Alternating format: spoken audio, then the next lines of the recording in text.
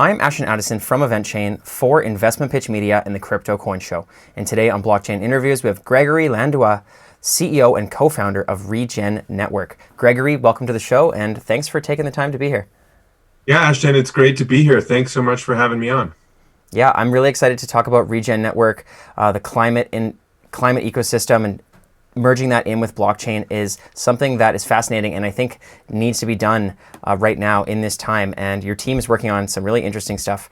So I would love for you to kick it off with just a high-level overview and the focus of Regen Network, and then we can dive into the details. Yeah, fantastic. Well, at Regen Network, we're a bit bold. We like to say, our mission is nothing short of planetary regeneration, and we're also pretty practical. So we've worked very hard to understand the unique challenges of climate finance and carbon markets and start to build the tools to unlock the massive potential of climate finance, both to solve the climate challenge, right? All this excess atmospheric carbon needs to go somewhere. But also to unlock the potential of this new financial revolution that's going to take place at the intersection of digital finance and climate finance. And in order to do so, we've built a public proof of stake blockchain that's focused on creating transparency, accountability, and financial innovation in carbon markets and climate finance more broadly. Definitely, and great intro, Gregory. And there are so many issues that you can tackle from different directions in climate finance. This is a global problem, and there's a lot of people working on it. And I'm curious, the approach that you took when you started Regen Network, what were some of the problems that you were most specifically worried about and that you narrowed in on and that you were most interested in introducing blockchain and distributed ledgers to solve these problems?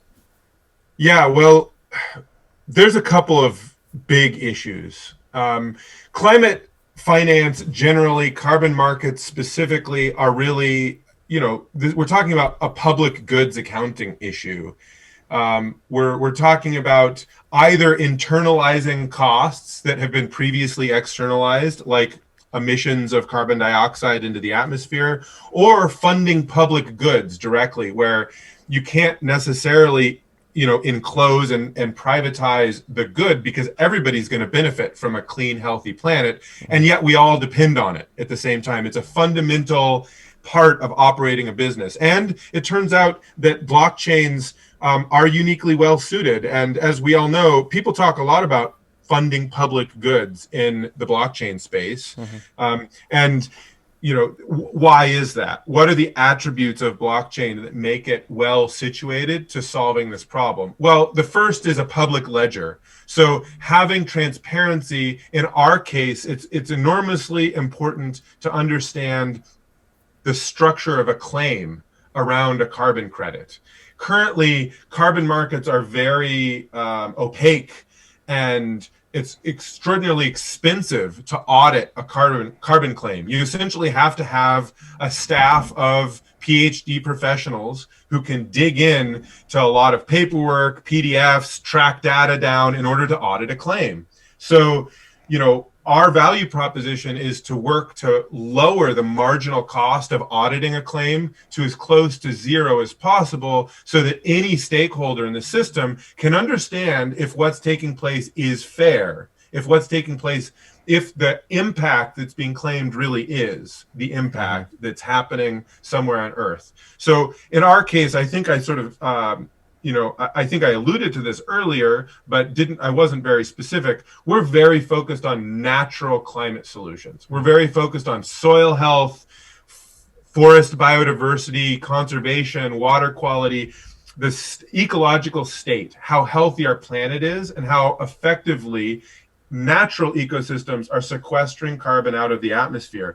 And that's because those are the places that have the most ability to stack what we would refer to as co-benefits or multiple public benefits, like reducing flood risk goes hand in hand with sequestering more carbon into your soil. So those are two different benefits that can accrue from a land steward, a farmer in this case, changing their practices and stewarding their land better. But how do you account for that? And how do you create an asset class that allows us to realign the incentives of the multiple stakeholders that benefit from that public good outcome?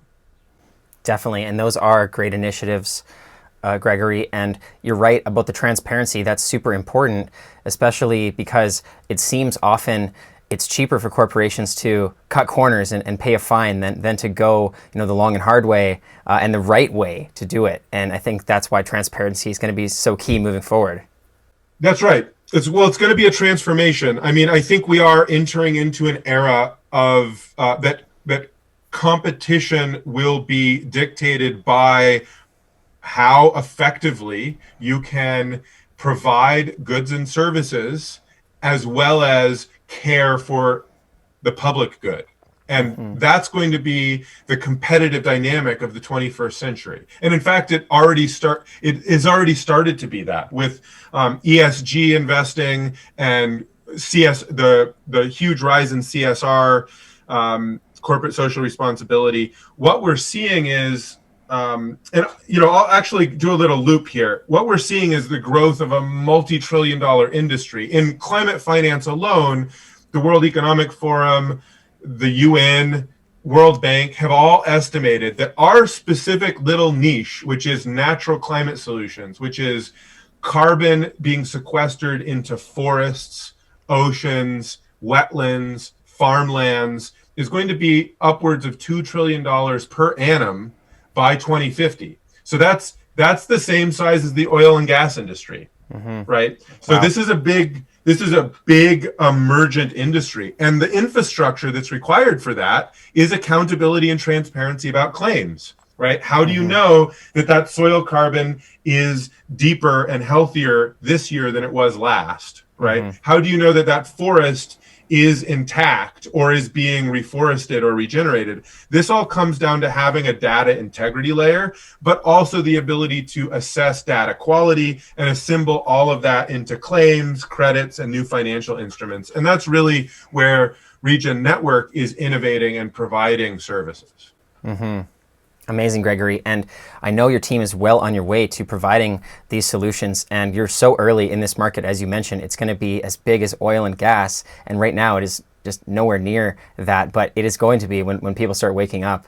And I know that your team's been working hard. You recently closed a $10.5 million fundraising sale. So congratulations on that. That's a huge step forward.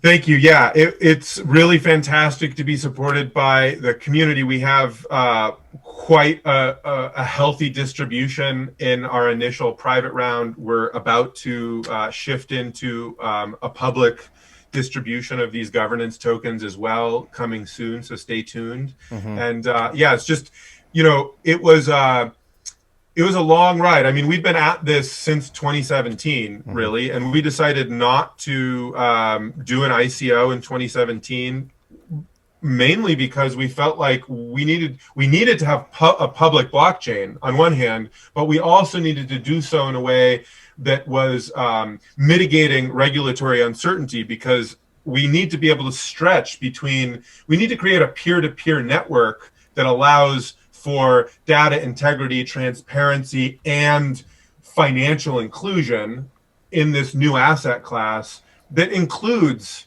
institutions, governments, and smallholder farmers, indigenous people. I mean, really everyone is a stakeholder in this. So we took it pretty slow, and it's it's a testament to what we've built that we managed to raise from a large community a healthy amount over the time, while deploying real, products and services along the way. So it's been quite a ride.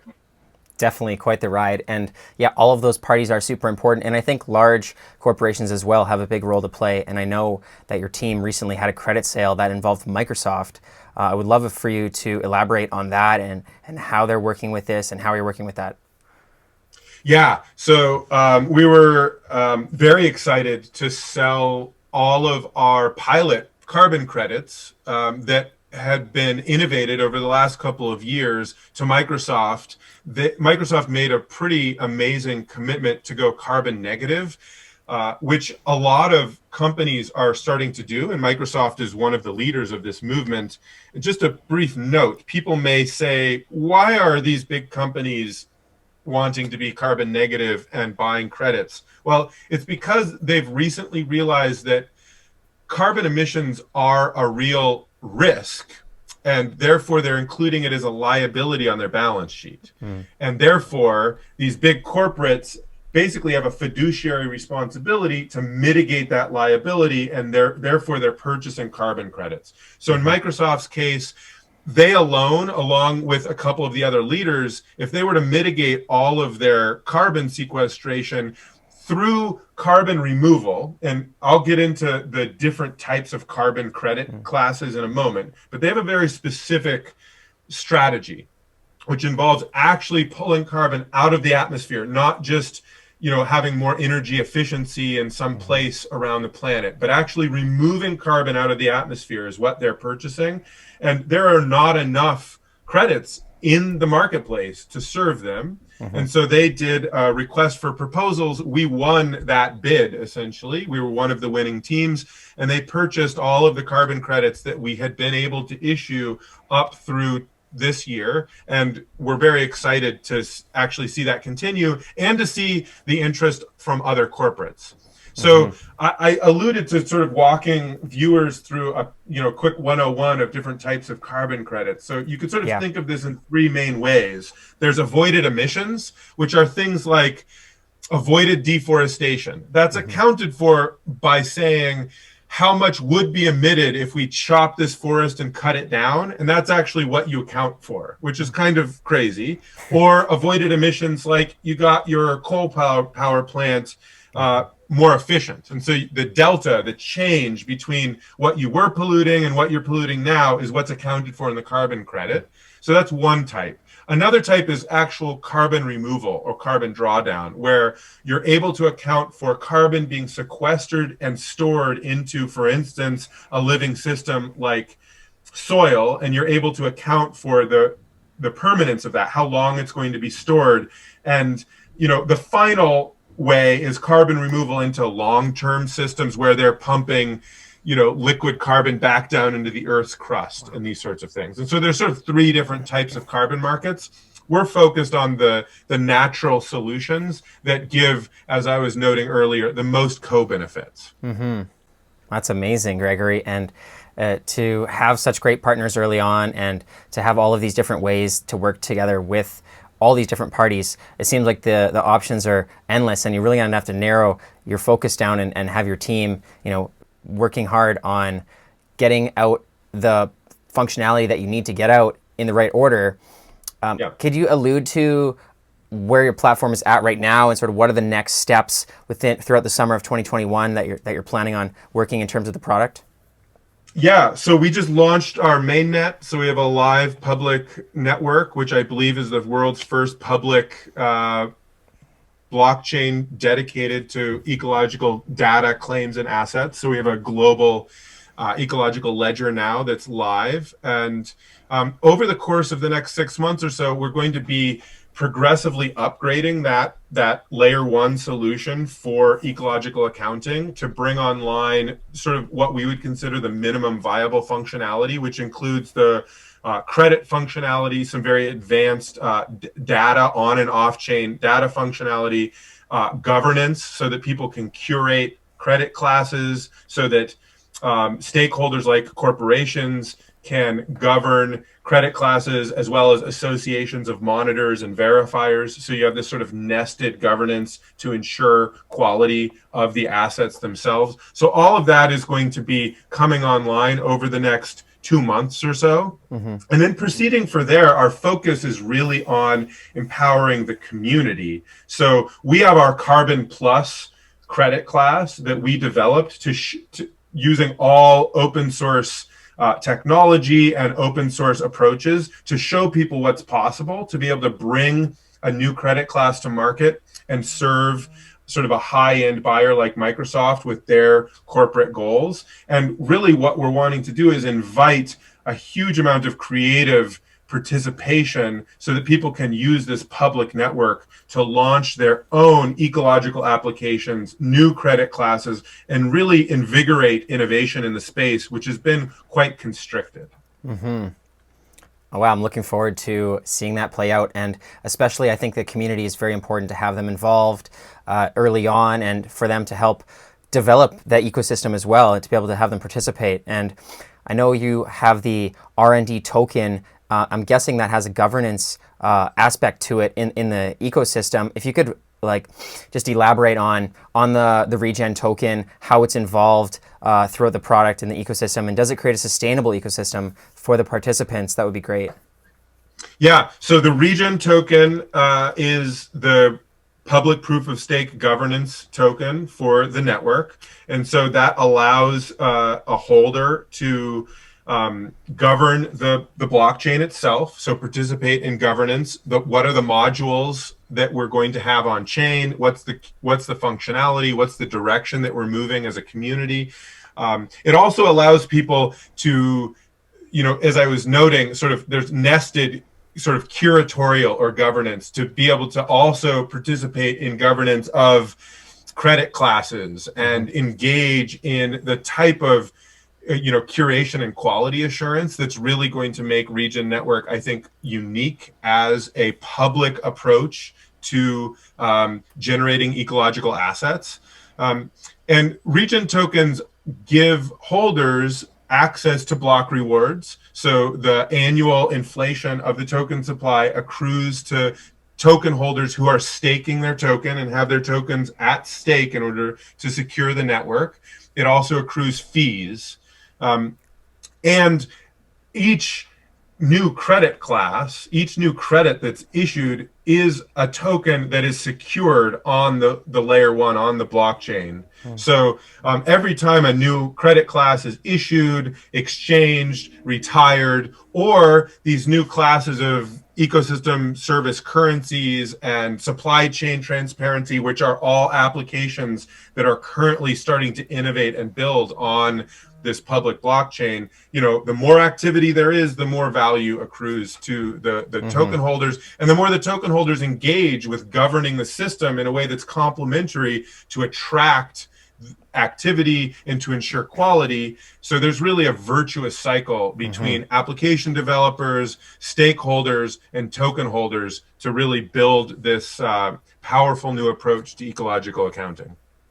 Definitely, that is a powerful cycle, Gregory, and I'm looking forward to seeing that grow because this is just an initiative that is so important to the whole world right now. And we are running short on time, but for those viewers that are more passionate about the climate and they want to learn more or they want to get involved in the product and the ecosystem, what's the best way for them to get involved? Well, there's definitely a few different ways. The biggest way right now is probably to come drop in our Discord channel. There's a lot, you'll get to see quite an active community. There's a lot of chatter, people doing different things. So you're more than welcome to hop in over there. I'm sure we can throw a link. And if you're a land steward or you're interested in purchasing credits, there's places to sign up on the website. And if you're interested in participating in the public sale at some point in the future, you can sign up on the website. There's a spot there to just sign up, and we'll let you know when when we're out on exchanges and when it's able to sort of jump in and help co-create this regenerative future that we're working towards. Definitely, and I will leave those community links in the description box below as well for the viewers. Thank you so much for taking the time, Gregory, to talk about Regen Network and this very important initiative right now. All the best with the whole product and the platform moving forward, and let's follow up in the near future. Fantastic. Thanks, Ashton. This has been fantastic.